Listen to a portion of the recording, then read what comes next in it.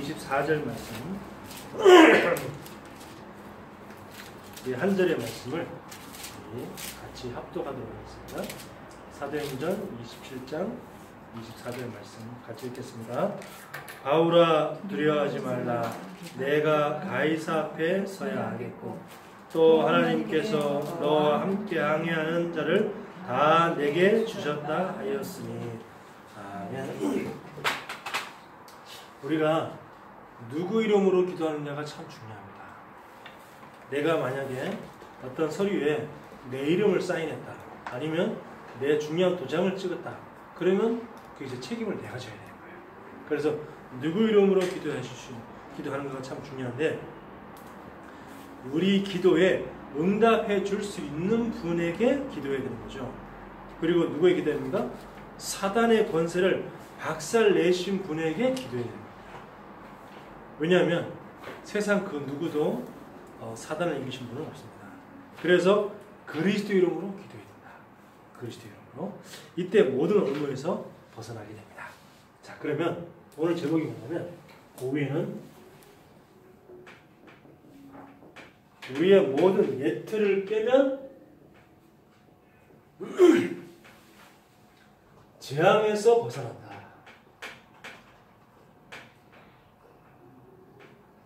왜냐하면 우리가 복음을 받고 구원을 받아도 잘 안 되는 이유가, 사실은 우리가 이제 예틀에서 못 벗어나고 있기 때문에, 그래서 그렇습니다.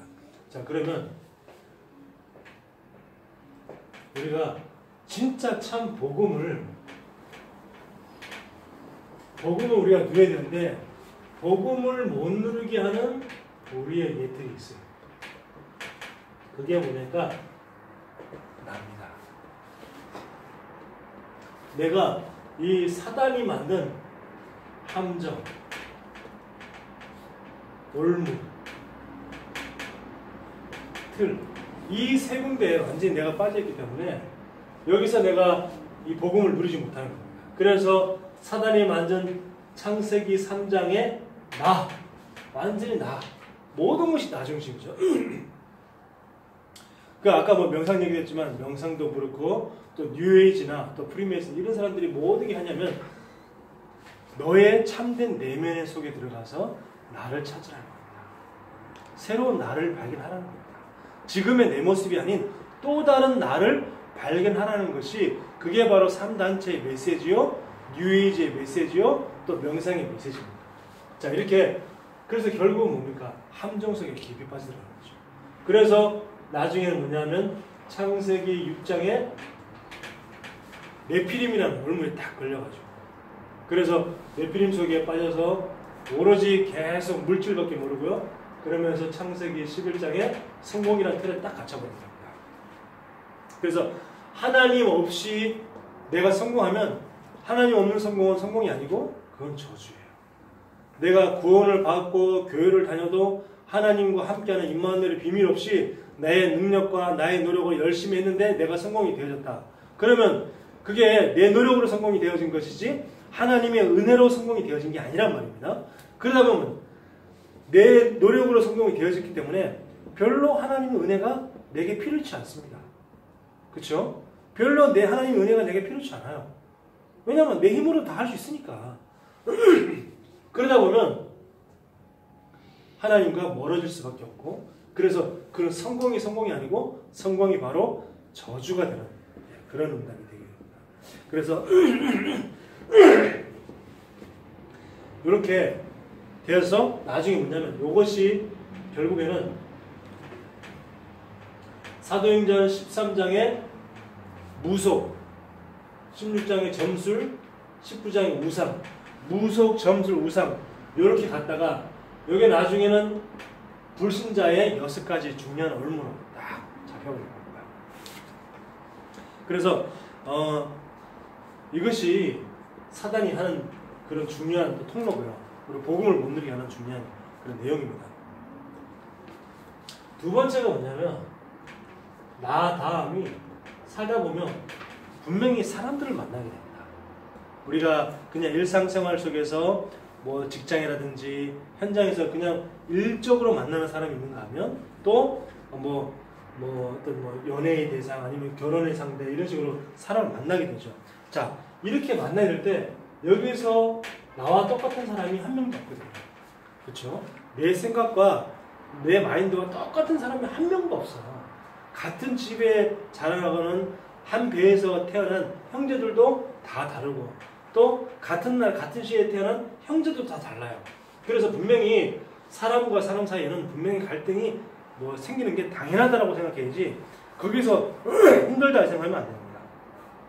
그래서 요때 중요한 게 뭐냐면 아무리 고민해서 되는 게 아니고요.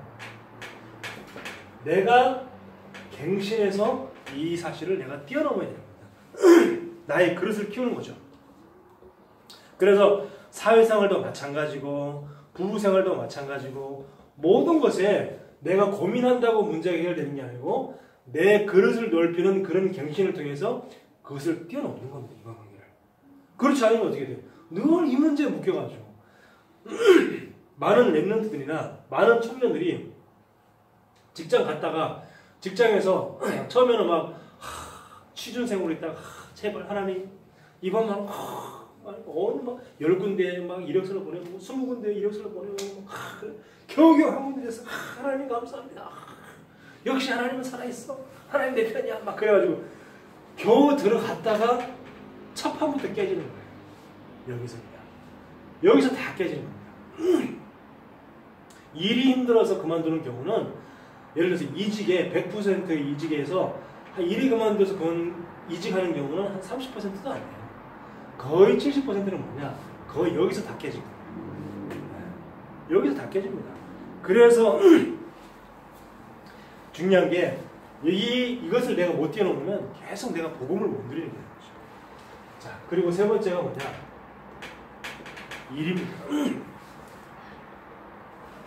내가 일을 통해서 일이나 혹은 또 사건이 생길 수도 있죠. 그럼 일만 하는 게 아니고 일을 통해서 그 속에서 하나님의 숨은 계획을 발견해요. 분명히 하나님의 숨은 계획이 있거든요. 왜 이 일을 하게 하셨을까? 분명히 그렇죠? 하나님이 이 일을 하게 하신 것은 하나님이 분명히 계획이 있는 겁니다. 그래서 그냥 아무 생각 없이 일만 하는 게 중요한 게 아니고 이 일을 하게 하신 하나님의 계획을 발견해야 된다. 그리고 또 두 번째 뭐냐면 늘 이 질문을 해야 돼요. 하나님, 내가 지금 하고 있는 이것이 성령의 인도가 맞습니까? 이 질문을 늘 해야 됩니다. 그래야지만이 하나님이 원하시는 방향으로 계속 갈 수가 있지. 안 그러면 내 생각의 인도를 받게 되어지고 내 계획의 인도를 받게 되어집니다. 그러면은 내 미래는 완전히 다른 데 가 있어요. 내가 나중에 내 인생의 미래가 완전히 다른 곳에 가 있거든요. 그러면 큰일 나는 거죠. 그래서 우리가 또 이렇게 사건도 만날 수가 있죠. 그 사건 속에서도 하나님의 계획이 있고 이 사건을 통해서 내가 성령인도 받기를 우리가 기도해야 되는 거죠. 그래서 우리가 살다 보면 많은 일이 생길 수 있습니다. 그냥 우리가 하는 그냥 일 말고 그냥 사무 어떤 일 말고 또 큰일 났다 이런 그런 일, 예를 들면 사건이라는 의미 속에 그런 일이 생길 수도 있어요. 근데 그런 일이 시간이 지나가 보면 그런 일이 아니고 그냥 오히려 축복의 경우가 많아요. 예를 들면 다윗이 사울왕을 피해서 늘 도망을 다녔어요. 늘 도망을 다녔는데 그때 도망 다니는 사울왕이 도망 다니는 것처럼 보이지만 사실은 그 사건을 통해서 진짜 하나님을 섬기고 진짜 나라를 위하는 그런 올바른 신앙, 올바른 장수들을 다윗에게 싹 하나님 모으는 그런 시간이 필요해요. 그러니까 그 시간에 당장은 내가 힘들고 어렵게 느껴지지만 그 시간이 지나보면 그게 어려운 일이 아니고 힘든 일이 아니었다는 거예요. 근데 그 시간이 굉장히 축복의 시간이었다는 거죠. 그래서 요 세 가지가 내가 복음을 잘 누릴 수 있는 통로임에도 불구하고 내가 예틀에 빠져버리면 이 세 가지 때문에 내가 복음을 못 누리게 되어지는 그런 일이 되어진다는 거예요. 어떤 목사님이 이렇게 예수님이 다 나타났대요. 예수님이 다 나타나가지고 네가 그렇게 말하던 예수다. 그랬더니 목사님, 그러십니까? 네, 믿을 수가 없는데요. 예수님이란 증거가 어디 있습니까? 그런 거예요. 그랬더니 예수님이 내가 물이 변하여 포도주가 되게 하겠다. 쫙 물이 진짜 포도주가 됐어. 그 예수님이 자, 한 잔 따라 마시거라. 좋단 말이에요. 근데 그 목사님이 에이, 기독교는 술 안 마셔요. 당신 가짜구만. 그게 예수님한테 그랬다는 거예요. 그러면 우리가 내 예틀 때문에, 내가 갖고 있는 그 예틀 때문에 진짜 복음을 못 누리게 된다는 거예요. 그래서 내 예틀을 빨리 깨어져야 된다. 내 예틀이. 자, 그러면 우리 예틀과 자, 셋들을 볼게요. 마태복음 5장 1절에서 16절에 보면 예수님의 8가지 복에 대해서 말씀하는 내용이 나와요. 8가지 복. 근데 이 8가지 복 보면은 유대인들의 모든 예틀을 다 깨는 그런 말씀을 주셨어요. 뭐라고 얘기했냐면, 야, 네가 지금 돈 있고 네가 바리새인이라고 권세 있다고 해서 네가 지금 그걸 자랑하냐? 그게 아니야. 오히려 심령이 가난한 자는 복이 있는 거야. 심령이 가난한 사람은 천국이 그들의 것이야. 네가 지금 권세 있다고 좋아해? 권세 있다고 좋아할 때가 아니야. 지금 나라가 지금 로마에 속국되어 있는 상태에 네가 뭘 권세 있다고 뭘 좋아해? 차라리 애통하는 자는 복이 있어. 애통하는 자는 하나님을 누르는 거야. 이렇게 완전히 그 유대인들과 바리새인의 모든 가지고 있는 예틀을 다 깨는 그런 말씀을 예수님이 하셨어요. 자, 그리고 남에게 보이기 위해서 외식한다고 하죠. 외식적인 행동. 남에게 보이기 위해서 기도하고, 남에게 보이기 위해서 금식하고, 그러면서 난 이렇게 금식한다. 난 이렇게 기도 열심히 한다. 난 기도 이렇게 오랫동안 한다. 이런 걸 보이기 위한 그런 외식적인, 성경은 외식하지 말라는데 한마디로 말하면 가식적인 행동 말하지 말라는 거죠. 신앙생활을 가식적으로 하지 말라는 겁니다. 자, 이렇게 할 때 예수님이 뭐냐면 마음이 차라리 그런 것보다 마음이 청결한 자는 복이 있나니 마음이 청결한 자는 하나님을 볼 것이다. 이렇게 말씀합니다. 그래서 완전히 예틀을 빼는 그런 활복이 되어서 말씀하셨습니다. 또 마태복음 13장 1절에서 50절을 보면 천국에 대한 비유를 예수님이 말씀하세요. 천국에 대한 비유를 예수님이 이런 얘기를 해요. 농부가 씨를 뿌리는데 씨가 뭐 가시밭에도 떨어지고 또 길가에도 떨어지고 그리고 또 돌밭에도 떨어지는 법이 그럴 수 있지 않냐. 그런 것들은 열매가 안 맺힌다. 나다가 다 쓰러지기도 하고 또 길가에 있는 것은 막 사람들 밟혀서 그냥 싹이 나기도 전에 죽기도 한다. 그렇지만 좋은 땅에 떨어지는 열매는 30배, 60배, 100배 열매를 맺게 되는 것이다. 이런 이제 말씀하시는 거죠. 자, 그래서 듣기는 들어도 깨닫지 못하고 보기는 보아도 알지 못하는 그런 걸 이제 말씀하시면서 중요한 말씀하시는 겁니다. 그러면서 또 뭐라 하냐면 또 가라지 얘기하는 거죠. 가라지를 갖다가 이게 물어봐요. 주인이 종이 주인님한테 주인님 이 지금 좋은 곡식이 많이 있는데 가라지가 또 많이 자랐습니다. 가라지 다 뽑아버릴까요? 그랬더니 이제 그 주인이 하는 말이 가라지 뽑지 마라. 가라지 뽑느라고 좋은 알고까지 뽑을까 걱정된다. 냅둬라. 나중에 저 가라지를 뽑아가지고 나중에 불 때우면 돼. 쓰면 되지 않겠냐. 그렇게 말씀해요. 그러니까 교회에도 천국 가는 진짜 가라지가 있고 천국을 진짜 알고 있고 그 다음에 가라지가 있다는 거예요. 근데 그 교회에 그런 말씀 펴는 사람 이런 가라지를 뽑으려고 하지 말아라. 내두면은 나중에 언젠가 또 쓸 때가 있다. 그렇게 말하는 거죠. 그리고 하나님께 하긴 냅둬라. 그리고 보아밭이 있는데 이 보아밭은 뭐냐? 너희 소유를 다 팔아서 그걸 다 보아밭을 다 사라. 이렇게 말하는 거예요. 자, 그러면서 마태복음 16장 13절에서 20절 보면 주는 그리스도시요 살아계신 하나님 아들이시라는 이 베드로의 고백이 있기 전에 사람들이 이렇게 얘기를 합니다. 누구는 엘리야, 누구는 예레미야, 누구는 선지자 중 하나다 이렇게 막 얘기를 하죠. 자, 그 말은 뭡니까? 네 수준의 복음을 생각하지 말라는 겁니다. 어떤 사람은 엘리야 같다. 어떤 사람은 예레미야 같다. 어떤 사람은 뭐 선지자 중에 한 명이라 같다. 이게 뭐냐? 그게 바로 네 수준의 복음이란 말이에요. 네 수준의 복음을 보지 말라는 겁니다. 그리고 뭐야? 복음이 네 기준으로 생각하지 말라는 거예요. 그래서 진짜 참 복음은 뭐냐? 진짜 복음은 우리가 뭐 남을 도와줄 수 있는 그런 예레미야 같은 성향도 있고 또 뭔가 사회를 바꿔야 될 것 같은 그런 세례 요한 같은 그런 성향도 있을 수 있죠. 뭐 이번에 광화문에 촛불 집회를 해가지고 어마어마하게 문재인 하야 했다. 거기서 막 기독교인들이 많이 모였다. 물론 그럴 수도 있죠. 그럴 수도 있죠. 그래서 그게 뭐냐? 바로 세례 요한 아닙니까? 더러는 세례 요한 같다. 그러면 뭐 사회 변혁을 일으키고 사회를 바꿔야 된다는 거, 예수 믿는 사람들도 그렇게 한다고 행동을 나서야 된다고 막 그럴 수도 있지. 그럴 수도 있지만 그거는 네 수준의 복음이고 그거는 네 기준의 복음이라는 거예요. 참된 복음은 그거 아니라는 겁니다. 참된 복음은 인생의 모든 문제를 해결하시는 참된 인류의 참된 구원자 예수는 그리스도. 이 복음을 네가 진짜 알아야 된다 이 말이에요. 그래서 우리가 염려,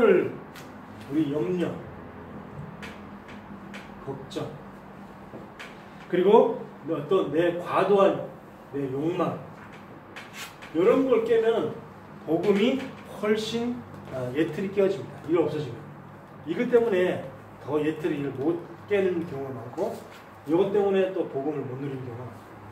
그래서 염려 내버리고 걱정도 내버리고 그리고 진짜 복음하고 전혀 상관없는 그런 내 자신만의 야망 이런 것들 다 내버릴 때 내 예틀이 깨어집니다. 자 그러면 이 유대인들은요 세 틀을 다 놓친 거예요. 세 틀을 놓친 유대인들. 마태복음 27장 1절에서 28장 15절에 보면 여기가 어떤 현장이냐면 지금 예수님을 십자가에 못 박는 그런 현장이었단 말이에요. 십자가 처형의 현장. 마태복음 27장 1절에서 28장 15절에 보면 그러니까 예수님이 아무리 살았을 때 아무리 병든 자 살려내고 죽어가는 자 다시 살리고 그리고 먹을 것이 없을 때 오병이어의 기적을 베풀고 아무리 이렇게 했어도 뭐죠? 이 바리새인들의 그 기득권 그 기득권에 조금만 자기의 이익에 손해가 날 것 같으면 예수를 죽이는 겁니다. 예수를. 그래서요 지금도 마찬가지입니다. 지금도 신앙생활을 한다고 하면서도 조금만 내한테 조금만 손해가 올 것 같으면 바로 사람이 이상하게 변하고 자기 주장을 막 앞세우고 이런 사람들 굉장히 많아요. 자, 새 틀을 놓친 거죠.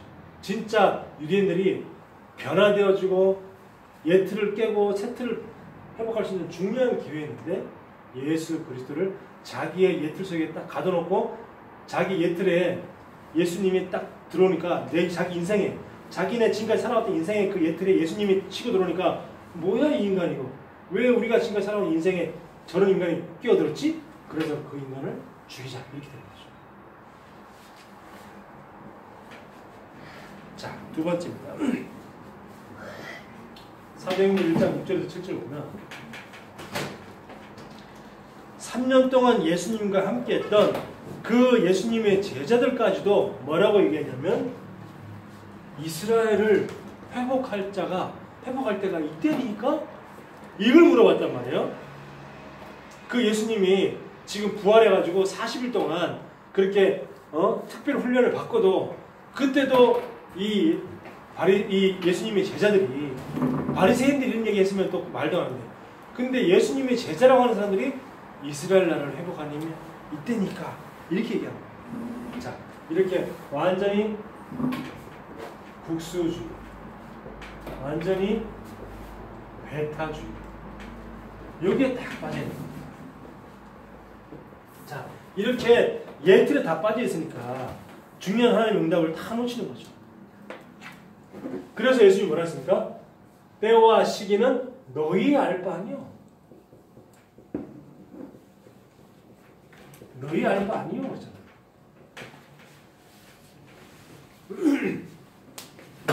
우리 뭐 요즘 애들이 그런 말 많이 하잖아요. 무슨 말 하면 대답하기 싫으니까 내 알바? 뭐 이런 말 잘해요. 내 알바? 뭐 이런 얘기 잘하던데 근데 얘는 그런 의미가 아니에요. 그죠? 진짜 너희가 생각하는 그 육신적인 거 너희가 생각하는 그런 세상적인 거 그거는 너희가 알 바 아니야. 너희가 그다음 나오는 성경 구절이 바로 사도행전 1장 8절 오직 성령이 너희에게 임하시면 너희가 권능을 받고 예루살렘 온 유다 사마리아 땅끝까지 이르러 내 증인이 될 것이야. 이게 너희가 진짜 관심을 가져야 될 거야. 이건 너희가 관심 가져야 될 게 아니야. 그걸 말씀하시죠.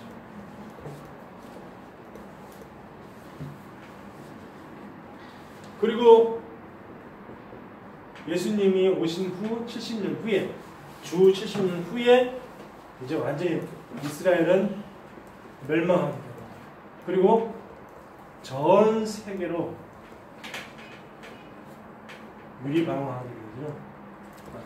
그런 좋게 말해서 디아스포라라고 하는 그런 일이 맞이하게 됩니다.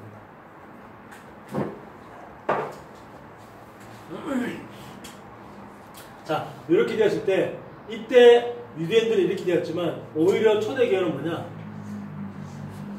초대교회는 로마 복음화, 세계 복음화는 그런 응답을 받는 거죠. 자, 새 틀을 갖고 있는 사람들에게는 이런 응답이 오고 옛 틀을 못 버리고 옛 틀을 못 깨는 사람들은 이런 이제 큰 고난 속에 있게 됩니다. 자, 그 다음에 새 틀을 갖춘 초대교회. 새 틀을 갖춘 초대교회 보면 사도행전 1장 1절에서 14절 보면 자, 하나님이 원하시는 새 틀 속으로 들어가는 거죠. 하나님이 원하시는 새 틀 속으로 새로운 틀 속으로 들어갔다 이 말이죠. 그래서 사도행전 1장 14절에 보니까 뭐요? 오로지 기도에 힘쓰더라 그랬어요. 오로지. 그러니까 이게 하나님이 원하시는 새 틀인데 내게 뭐요? 복음에 오직 되어지고 이게 하나님이 원하시는 것인데 초대교회가 바로 이 새 틀 속으로 들어간 겁니다. 그러니까 예수님이 자기들과 함께 있을 때는 이 새 틀 속으로 못 들어갔어요. 근데 예수님이 이제 부활한 다음에 40일 동안 함께 하고 난 다음에 하늘로 승천하시고 더 이상 이제 예수님이 함께 하지 않아. 더 이상 눈에 보이지 없어. 이럴 때 오히려 오로지 기도에 들어가요. 이런 거 보겠습니다. 사도행전 11장 19절에 보니까 바리새인들은 절대 가지 않는 안디옥까지 가서 복음을 전하고 안디옥에 참된 복음 전하는 선교하는 그런 교회가 세워집니다. 이게 뭐냐? 바로 아무 힘도 없는 초대교회로 되어 있어요. 연약하고 힘도 없고 못 배우고 가난하고 이런 초대교회를 통해서 이런 일이 이제 벌어지게 되죠. 자, 그래서 이 안디옥 교회가 세워지고 난 다음에 사도행전 13장 1절에 보니까 처음으로 이제 바울을 비롯한 선교사를 파송하는 그런 응답을 받게 됩니다. 그 전까지는요, 선교사가 이스라엘 백성들이 원해서 선교한 적이 한 번도 없었어요. 늘 노예로 잡혀가서, 애굽의 노예로 잡혀가서 겨우 선교하고, 바벨론의 포로로 잡혀가서 겨우 선교하고, 로마의 속국에서 겨우 선교하고, 이런 식으로 억지 선교였지.